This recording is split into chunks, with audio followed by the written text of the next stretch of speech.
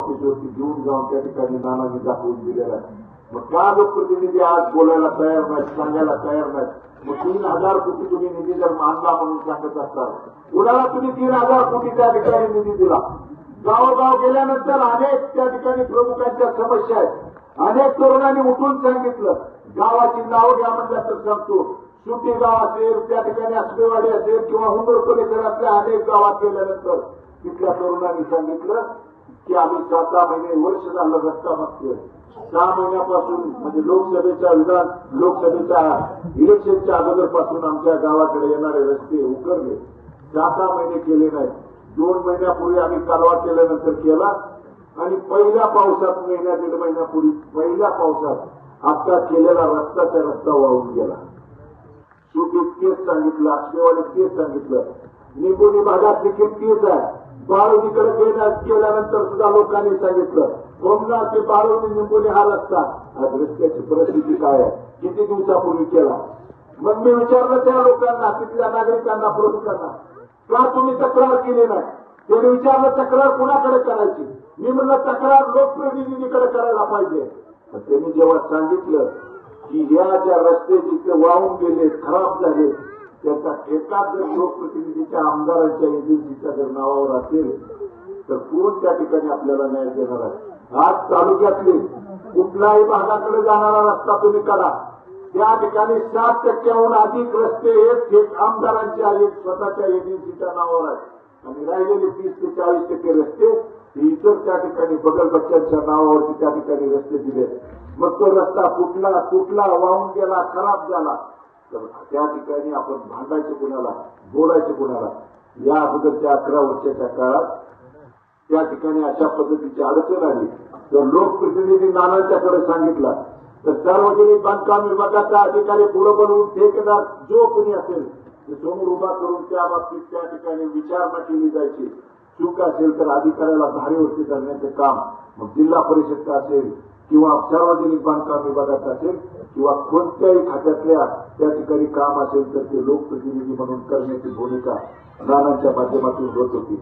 आज चिकलगी गावातल्या त्या ठिकाणी गावोगाव जाऊन सांगतात की लोक अगोदर काय मिळालं, अगोदर त्या ठिकाणी काय दिलं, अगोदर नानांच्या माध्यमातून काय दिलं, जर हे विचारत असतील तर माझ्याकडे 2009 ते 2021चा या चिकलगी गावासाठीचा नानांच्या माध्यमातून दिलेला फंड असेल आणि मी हे वाचून दाखवण्यापेक्षा पुढे जे दिसते ते आपल्याला सभामंडप असेल, हायमास्ट असतील, या भागातल्या शेतकऱ्यांना न्याय मिळावा म्हणून आपल्या ओढ्यावरती आपल्या या भागात जवळजवळ 11 बंधारे त्या ठिकाणी नानांच्या माध्यमातून दिले.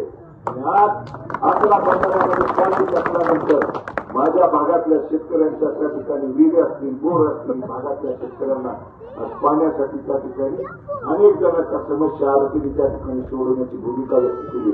आणि कुणाला बघायचं असेल, कुणाला विचारायचं असेल तर ही यादी अख्खी माझ्या हातामध्ये आहे. या चिकलगी गावासाठी नानांच्या माध्यमातून काय काय दिलं आणि एकीकडे मी पुराव्याविषयी उदाहरणार्थ त्या ठिकाणी समोर येऊ शकतो.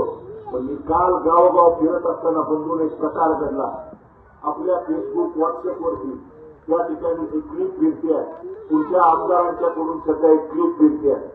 कोमनामध्ये त्या ठिकाणी जात असताना, कोमनामध्ये बोलत असताना सागर नागणे नावाच्या एका युवकाने त्या ठिकाणी मला माझं बोलणं झाल्यानंतर प्रश्न उपस्थित केला. त्या माझ्या मित्राचं नाव आहे त्या ठिकाणी सागर नागणे. त्या सागर नागणेनं विचारलं त्या ठिकाणी तुम्ही म्हणताय सध्याच्या आमदारांनी फंड दिलाय म्हणून, दिलाय का नाही? तर 11 कोटीचा निधी गावाला दिलाय म्हणून सांगितलं. मी पण जरा आश्चर्य केलं. 11 कोटीचा निधी म्हणजे अभ्यास तर करूया. 24 तासाच्या आत त्या खोमनाळ गावाची यादी काढली बघून काय काय दिले त्या ठिकाणी वेगवेगळ्या भूमिकेतून ती यादी काढली. त्या कामामध्ये जवळजवळ पहिलं महत्वाचं त्या ठिकाणी आहे त्या गावाचं आराध्य दैवत आहे कामसिद्ध देवस्थान. त्या कामसिद्ध देवस्थानाला 2 कोटी रुपये निधी दिला म्हणून या आमदारांनी त्या ठिकाणी स्वतःच्या यादीला नाव लिहून घेतलं. पण त्या गावातल्या लहानातल्या लहान बाळापासून ते वडीलधाऱ्याला जर जाऊन विचारलं कामसिद्ध मंदिर तीर्थक्षेत्राच्या क वर्गात घेऊन नानाने 30 लाखाचा सगळ्यात पहिल्यांदा निधी दिला. तीर्थक्षेत्राच्या ब वर्गात कुणी निधी दिला म्हणून जर सांगितलं तर मी सुद्धा सांगायची गरज नाही. त्या गावातला सर्वसामान्य नागरिक म्हणेल की कामसिद्ध मंदिराचं ते देवस्थान तीर्थक्षेत्राच्या ब वर्गामध्ये नानाने त्या ठिकाणी समाविष्ट करण्याचं काम त्या ठिकाणी केलं आणि मग त्याला 2 कोटीचा निधी ब वर्गामध्ये समाविष्ट केला असल्यामुळे त्या ठिकाणी होऊ शकतं. त्या मित्रानं मला 18 कोटीचा हिशोब दिला.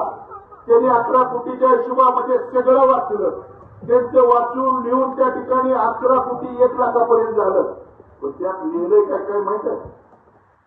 आरोग्य केंद्र उपकेंद्राला त्या ठिकाणी कामाचं स्वरूप आरोग्य सुविधा योजनेमधून दिलेलं काम, खोमनाळ हिवरगाव रस्ता पंतप्रधान मुख्यमंत्री ग्राम सडक योजनेमधून त्यांनी दिलं म्हणून सांगतात.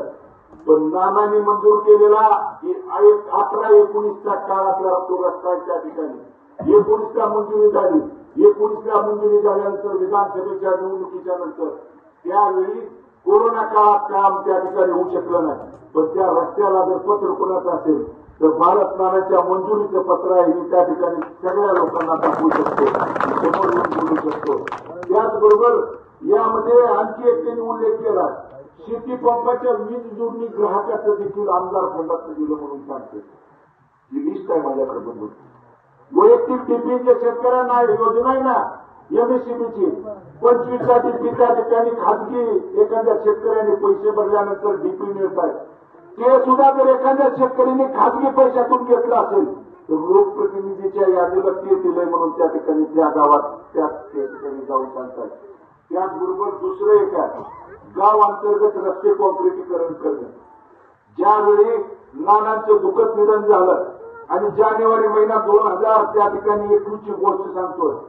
राज्याचे उपमुख्यमंत्री अजितदादा आणि त्या दरम्यानच्या सरकारमध्ये मला बोलवून सांगितलं की मतदारसंघातल्या कामाच्या बाबतीत